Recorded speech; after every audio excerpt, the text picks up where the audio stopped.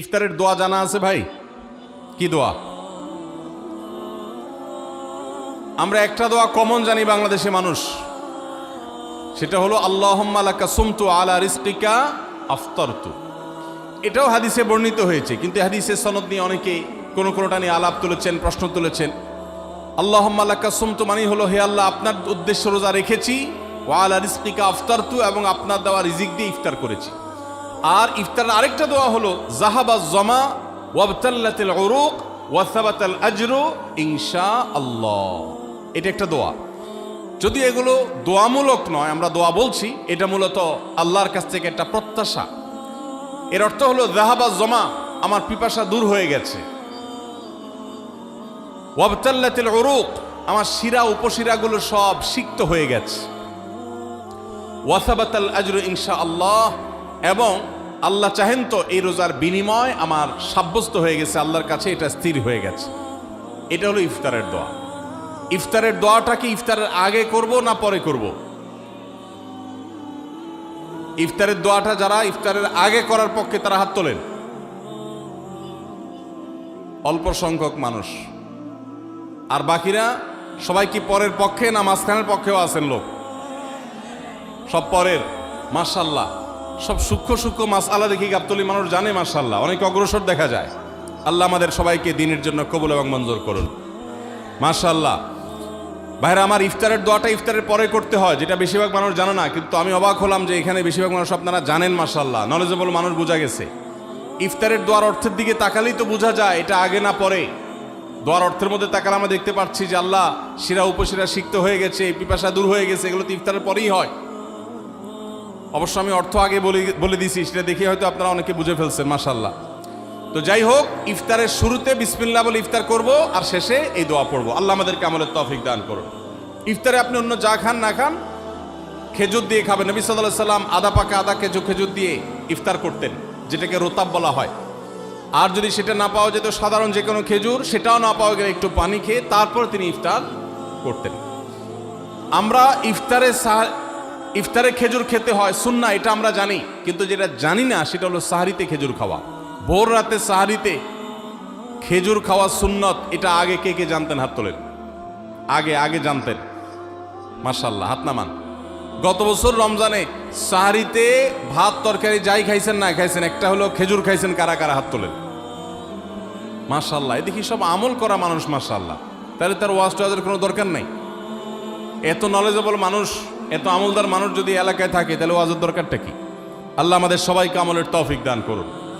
ভাইরা আমার, ইফতারে খেজুর খাওয়া যেমন সুন্নাত, সাহরিতেও খেজুর খাওয়া সুন্নাত, কিন্তু খেজুর খাওয়া কোনো ফরজ ওয়াজিব না। খেজুরের দাম বেশি হয়ে গেছে, আপনি কিনতে অপারক। যদি একটা খেজুরে পুরো রমজানে না খান, আপনার রোজার কোনো অসুবিধা হবে। তবে নবী সাল্লাল্লাহু আলাইহি সাল্লাম যেহেতু ইফতার এবং সাহরিতে খেজুর খেতেন, আর খেজুরে প্রচুর পরিমাণ সুগার আছে, উপকারী, যেটা মানুষের স্বাস্থ্যের জন্য উপকারী, প্রচুর পরিমাণ এনার্জি আছে, খাদ্য শক্তি আছে, সারাদিন রোজা রেখে আমাদের যে সুগারের ঘাটতি হয় সেটা পূরণ করার জন্য সহায়ক হয়। এই জন্য সাহরি এবং ইফতারে খেজুর খাওয়া এমনিতেও উপকারী। আর নবী সাল্লাল্লাহু আলাইহি সাল্লামের সুন্নাত, তিনি বলেছেন, নি'মা সাহুরুল মুমিনি আত-তামার, ইমানদারের সাহারির আইটেমের মধ্যে সবচেয়ে বেস্ট উত্তম হলো খেজুর। এই জন্য অন্য যাই খান না খান, একটু হলো, এক পিস হলো খেজুর খাবেন, ইনশাআল্লাহ সুন্নাত আদায় করার নিয়তে খেলে এই খেজুর সুন্নাতটা আদায় হয়ে যাবে। আল্লাহ তাআলা তা চাহেন। রোজা রেখেছেন কিন্তু ইফতার করেন নাই, রোজা হয়ে যাবে কিন্তু সুন্নাত আদায় হবে না। এই জন্য ইফতার করা একটা সুন্নাত। আল্লাহ তাআলা আরহামুর রাহিমিন, এমন একটা মাস রমজান মাস, সারা বছর কিন্তু আমরা নাস্তা করি। সারা বছর যেটা নাস্তা করি, রমজানে সে নাস্তাই করি। পার্থক্য হলো সারা বছর নাস্তা করি সকালে, রমজানে নাস্তা করি সন্ধ্যায়। মানুষ দীর্ঘ সময় না খেয়ে থাকার পরে যে খাবার খায় সেটাকেই ব্রেকফাস্ট বলে, সেটাকেই নাস্তা বলে। আরবিতে যে ইফতার বলা হয়, এই ইফতার শব্দের অর্থ কিন্তু নাস্তা। ইফতার শব্দের অর্থ কি? নাস্তা। সারা বছর নাস্তা খেলে কোনো সওয়াব হবে, কিন্তু রমজান মাসে আপনি যদি সারাদিন উপবাস থাকার পর সন্ধ্যায় ব্রেকফাস্ট করেন, অর্থাৎ ইফতার করেন, তাহলে আল্লাহ তাআলা আপনাকে সুন্নাত পালন করার সওয়াব দিবেন। এই জন্য ভাই, ইফতার করা একটা সুন্নাত। 7 নম্বর, ইফতার আবার তাড়াতাড়ি করা আরেকটা সুন্নাত। এটা 7 নম্বর আমল, ইফতারটা একটু তাড়াতাড়ি করা। তাড়াতাড়ি করা মানে কি? সূর্য ডুবার 2-4 মিনিট আগে। কি বলেন? তাহলে তাড়াতাড়ি কেমনে হলো? তাড়াতাড়ি মানে হলো সূর্য ডুবার সাথে সাথে করা, বিলম্ব বা দেরি না করা। নবী করিম সাল্লাল্লাহু আলাইহি ওয়াসাল্লামের ওই হাদিস আবারও আমরা স্মরণ করি। তিনি বলেছেন, লা ইয়াজালুন নাসু বিখাইরিন মা আজ্জালুল ফুতুর ওয়া আখারুস সুহুর। এই মানুষ, এই উম্মত ততদিন কল্যাণের উপরে প্রতিষ্ঠিত থাকবে যতদিন তারা ইফতার তাড়াতাড়ি করবে আর সাহরি দেরিতে করবে। ইফতার তাড়াতাড়ি করা এর মানে হলো সূর্য ডুবছে আর দেরি করবেন না। শিয়ারা এবং ইহুদিরা তাদের মধ্যে রোজা আছে, ফাস্টিং আছে, তারা সেই রোজায় ইফতার করে হলো চতুর্দিক অন্ধকার হয়ে যাওয়ার পর, সূর্য ডুবার পর পর ইফতার করে না। তো এই জন্য নবী সাল্লাল্লাহু আলাইহি সাল্লামের আদর্শ হলো তার বিপরীত, অর্থাৎ সূর্য ডুবার পর পর ইফতার করে ফেলা, অতিরিক্ত বিলম্ব না করা। আল্লাহ আমাদেরকে আমলের তৌফিক দান। এইটা হলো রমজান মাসের দ্বিতীয় সর্বোচ্চ গুরুত্বপূর্ণ আমল। সিরিয়ালে আমরা 10 নম্বরে বলেছি, কিন্তু 27টা রমজানের স্পেশাল আমলের মধ্যে সবচেয়ে গুরুত্বপূর্ণ আমল হলো রোজা রাখা, আর দ্বিতীয় সর্বোচ্চ গুরুত্বপূর্ণ আমল হলো সব ধরনের পাপাচার বর্জন করা, গুনাহের কাজ ত্যাগ করা।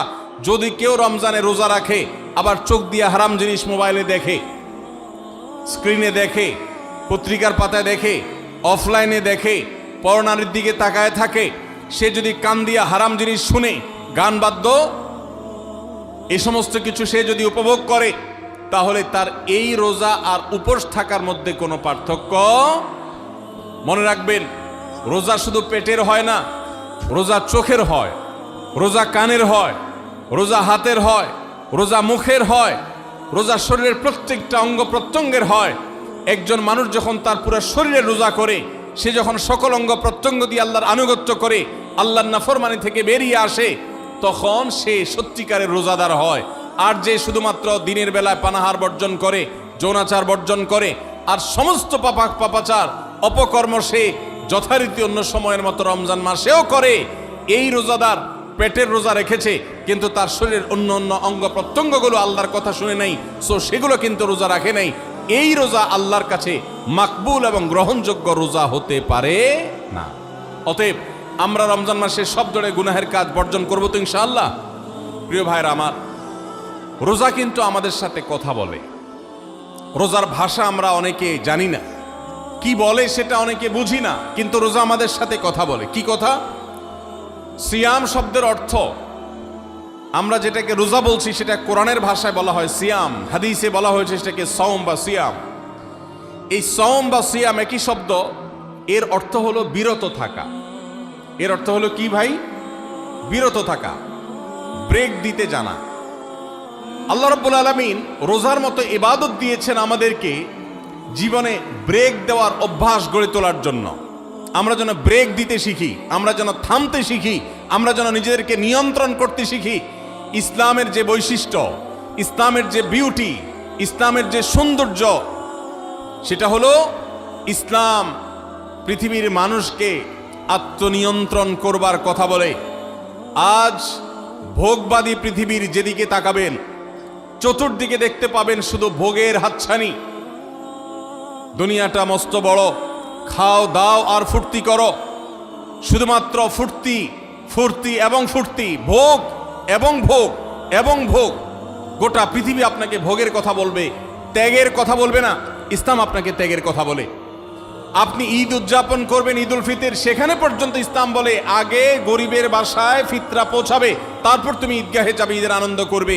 আপনি কোরবানির ঈদে পশু জবাই করে গোশত খাবেন, উৎসব করবেন, ইসলাম বলে ভালো কথা, তুমি উৎসব করবে, তোমাকে উৎসব করতেই দেওয়া হয়েছে, কিন্তু আগে গরিবের বাসায়ও গোশত পাঠাবে ঈদের, সেটা নিশ্চিত করবে, তার পাশাপাশি তুমি ঈদ উদযাপন করবে। আমরা যে রমজানের রোজা রাখি, এই রোজা আমাদেরকে বিরত থাকার কথা বলে। সেই বিরত থাকাটা কি? সেটা হলো আমরা যখন রোজা রাখি আমাদের পিপাসা হয়, আমাদের ক্ষুধা লাগে, পিপাসা হয়, আবার হাতের সামনে হয়তো পানিও আছে, আমার ক্ষুধা লাগে, হাতের সামনে হয়তো খাবারও আছে, কেউ দেখছেও না, সিসি ক্যামেরাও নেই, বদ্ধ রুমে কক্ষের মধ্যে, কিন্তু আমি রোজাদার। কোন রোজাদার রোজার মধ্যে খায়, পান করে? কেন? কারণ সে জানে আল্লাহ নিষেধ করেছেন। আমরা যখন ইফতার সামনে নিয়ে বসে থাকি সন্ধ্যাবেলায়, ভাইরা আমার, সারা বছর নাস্তা তো আল্লাহ তাআলা কম হোক বেশি হোক সবাইকে করার তৌফিক দেন। আমরা সবাই তো কম বেশি নাস্তা করি, সারা বছর আপনি যদি বুফে গিয়ে 100 আইটেমের নাস্তা দিয়েও আপনি খাবার গ্রহণ করেন, সকালের ব্রেকফাস্ট আপনি খান, ইফতারের সময় মাত্র 2-4টা আইটেম নিয়ে বসে থেকে আজানের জন্য, সূর্য ডুবার জন্য যে অপেক্ষা করেন, ওই অপেক্ষার সময় যে অবর্ণনীয় স্বাদ আর তৃপ্তি পাওয়া যায়, পৃথিবীর সমস্ত খাদ্য গ্রহণের মধ্যেও এই তৃপ্তি বা স্বাদ নাই। নবী সাল্লাল্লাহু আলাইহি ওয়াসাল্লাম সেজন্য বলেছেন, লিসসাইমি ফারহাতান, রোজাদার ব্যক্তিকে দুটি আনন্দ দেওয়া হয়, ফারহাতুন ইনদা ফিতরি ওয়া ফারহাতুন ইনদা লিকাই রাব্বি। একটা আনন্দ হলো ইফতারের সময়, অবর্ণনীয়, ভাষায় প্রকাশ করবার অযোগ্য। কি ভালো লাগা কাজ করে ইফতারের জন্য আমরা বসে আছি, খাবার সামনে আছে, রকমারি শীতল শরবত সামনে আছে, রকমারি খাবারের পসরা সাজানো আছে টেবিলে, দস্তরখানে, এদিকে পেটে ক্ষুধাও আছে, কিন্তু আমরা মিনিট গুনছি, আমরা সময় দেখছি, ঘড়ির দিকে তাকিয়ে আছি, সূর্য কখন ডুববে।